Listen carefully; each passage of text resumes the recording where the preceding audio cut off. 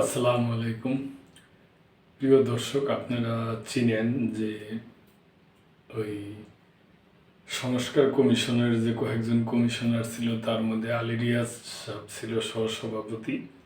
তো ওনাকে প্রধান উপদেষ্টা নতুন দায়িত্ব দিয়েছে যে ইলেকশন হবে 12 তারিখে, সেখানে জাতীয় ইলেকশনের সাথে গণভোটও হবে। ওই গণভোটের ওনাকে আর কি প্রচারণার বানাইছে আর কি, প্রধান বানাইছে। নতুন দায়িত্ব পেলেন আলী রিয়াজ।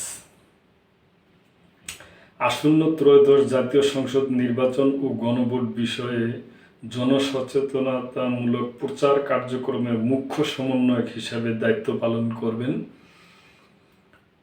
প্রধান উপদেষ্টার বিশেষ সহকারী ডক্টর আলী রিয়াজ। বুধবার প্রধান উপদেষ্টার কার্যালয় থেকে এ সংক্রান্ত একটি নির্দেশনা জারি করা হয়েছে। নির্দেশনায় বলা হয়, ত্রয়োদশ জাতীয় সংসদ নির্বাচন ও গণভোট সংক্রান্ত জনসচেতনতামূলক প্রচার কার্যক্রমের মুখ্য সমন্বয়ক হিসাবে দায়িত্ব পালন করবেন প্রধান উপদেষ্টার বিশেষ সহকারী অধ্যাপক আলী রিয়াজ।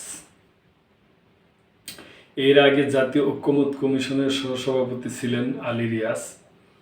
পরে তাকে উপদেষ্টা পদমর্যাদার প্রধান উপদেষ্টার বিশেষ সহকারী হিসাবে নিয়োগ দেওয়া হয়। আলী রিয়াজ 2002 সালে যুক্তরাষ্ট্রের ইলিনয় স্টেট ইউনিভার্সিটিতে অধ্যাপক হিসাবে যোগ দেন।